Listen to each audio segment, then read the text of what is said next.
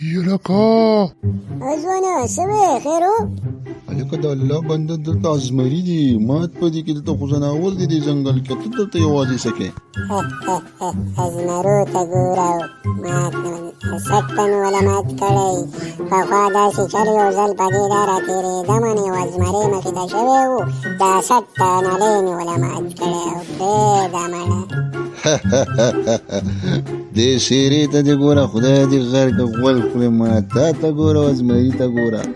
هلکه د خولې دې ګورې څه مخ قضاوت ته څه پوتو بوتو لګي ولې زما په دې خبره دې یقین نشته یاره که نه د چا نه تپوس وکړه مړه پرېږده هلکه راشه سید پاچا راشه دلته څوک راغلی ډوزي ولي راشه د خدای بنده راشه سمې ولي راشه